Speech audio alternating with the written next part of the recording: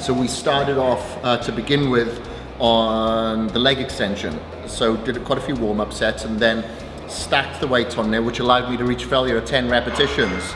And then I rested for about a minute and then did again 10 repetitions, and then I stripped the weight. And after a 10-second rest, I did 20 repetitions. Then the third set was the 10, rested for 10, 20, rested for 20, and then finished with 30 repetitions. But remember, that repetition range is your guide. And then I rested for a couple of minutes before moving on to the next exercise, which was that freestanding hack squat machine, they call it. But if you don't have one of those machines in your gym, then you can do the squat, you can do the Smith machine squat, that's absolutely fine.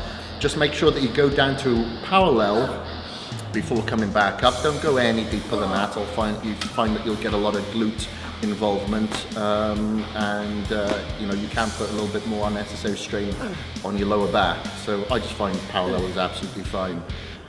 Making sure that you don't lock out at the top unless you feel that you have to rest pause because you've reached fatigue to get out the required repetitions. So we did the same sort of reps there and a little bit higher in repetitions today to other body parts such as back we did earlier in the week, because I find the legs work a little bit better and a high repetition principle. So that's why we did that. So we did the 3 sets on there, same protocol on every exercise today. And then we went on to the hamstring curls because that exercise just takes so much out of you. Doing the drop sets, working not only your isolating quads or you're doing compound movement, you're doing your quads, your hamstrings, your glutes, and your core stabilizers. So your cardiovascular capacity is smashed against the wall. So for that reason, I do recommend a little longer rest periods, maybe 2, maybe 3 minutes, just to make sure that you get your oxygen back in, your ATP is replenished, and you can smash it again.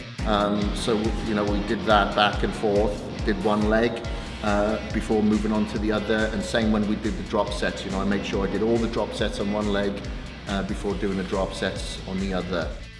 I try to hold each stretch for a minimum of 10 seconds, so it'll take about that time at least for the muscle to start to relax so you can stretch it out.